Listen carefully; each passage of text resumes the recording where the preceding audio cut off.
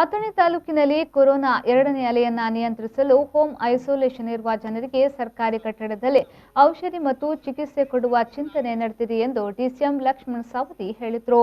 ಬೆಳಗಾವಿ ಜಿಲ್ಲೆಯ ಅಥಣಿ ಪಟ್ಟಣದ GM college ಆವರಣದಲ್ಲಿ ಅಥಣಿ ತಾಲೂಕಿಗೆ ಸಂಬಂಧಪಟ್ಟ ಕೋವಿಡ್ ನಿಯಂತ್ರಣಕ್ಕೆ ಅಥಣಿ ಗಣ್ಯರು, ವ್ಯಾಪಾರಸ್ಥರು ಮತ್ತು ಸರ್ಕಾರಿ ಹಾಗೂ ಖಾಸಗಿ ವೈದ್ಯರ ಸಭೆ ನಡೆಸಿ ಸುದ್ದಿಗಾರರೊಂದಿಗೆ ಮಾತನಾಡಿದರು. ಈಗಾಗಲೇ ಅಥಣಿ ಪಟ್ಟಣದ 4 ಖಾಸಗಿ ಆಸ್ಪತ್ರೆಗಳು ಕೋವಿಡ್ ಆಸ್ಪತ್ರೆಗಳಾಗಿ ಮಾರ್ಪಾಡಾಗಿವೆ. ಸರ್ಕಾರಿ ಆಸ್ಪತ್ರೆಯಲ್ಲಿ ಕೋವಿಡ್ ಸೋಂಕಿತ ಜನರ ಹೆಚ್ಚಳದಿಂದಾಗಿ ಬೆಡ್ ಪೂರ್ಣ ಆಗಿವೆ. ಈ ನಿಟ್ಟಿನಲ್ಲಿ ಹೆಚ್ಚಿನ ಬೆಡ್ಗಳಿಗಾಗಿ ಹೊಸ ಕೋವಿಡ್ ಕೇಂದ್ರ ಆರಂಭಿಸಲು ಮತ್ತು ಮುಂದಿನ ಪರಿಹಾರಗಳ ಬಗ್ಗೆ ಚರ್ಚೆ ಮಾಡಿದ್ದೇವೆ. ಅಥಣಿಯಲ್ಲಿ ಸರ್ಕಾರದಿಂದ ಬರುವ ಔಷಧಗಳು ಕೊರತೆಯಾಗದಂತೆ ಸರಿಯಾದ ಸಮಯದಲ್ಲಿ ಮುಟ್ಟಿಸಲು ಕ್ರಮ ತೆಗೆದುಕೊಂಡಿದ್ದೇವೆ ಎಂದು ಹೇಳಿದರು. ಇವತ್ತು ಮತ್ತು ನಾಳೆ ನಾಡ್ದು 2 ದಿವಸ ಇಲ್ಲಿ ಇದ್ದುಕೊಂಡು ಒಂದು ಅಥಣಿ ತಾಲೂಕಿನ ಏನು ಜನರಿಗೆ ಕೊರೋನಾದಿಂದ ನಿಯಂತ್ರಣ ಮಾಡಲಿಕ್ಕೆ ಏನೇನು ಕಾರ್ಯಗಳನ್ನು ಮಾಡಬೇಕು ಆ ಕಾರ್ಯಗಳನ್ನು ಮಾಡ್ತೀವಿ. ಈಗಿರ್ತಕ್ಕಂಥ ವ್ಯವಸ್ಥೆಯಲ್ಲಿ ಒಂದು ಸುಮಾರು 35 ಆಕ್ಸಿಜನ್ನ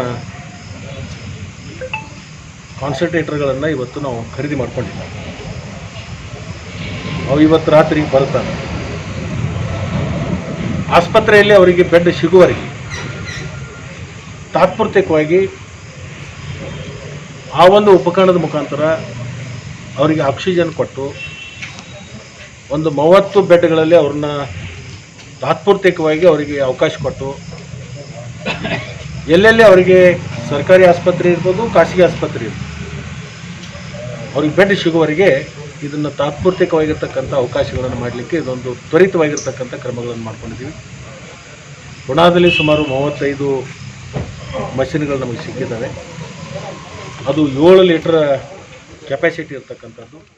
ಇದೇ ಸಮಯದಲ್ಲಿ ಆರ್ಎಸ್ಎಸ್ ಮುಖಂಡರಾದ ಅರವಿಂದರಾವ ದೇಶಪಾಂಡೆ, ಡಿವೈಎಸ್ಪಿ ಗಿರೀಶ್, ಸಿಪಿಐ ಶಂಕರಗೌಡ ಬಸನಗೌಡರ್, ತಾಲೂಕು ಪಂಚಾಯತ್ನ ಕಾರ್ಯನಿರ್ವಾಹಕ ಅಧಿಕಾರಿಗಳಾದ ರವಿ ಬಂಗಾರಪ್ಪ, ತಾಲೂಕು ದಂಡಾಧಿಕಾರಿ ದುಂಡಪ್ಪ ಕೋಮಾರ ಉಪಸ್ಥಿತರಿದ್ದರು.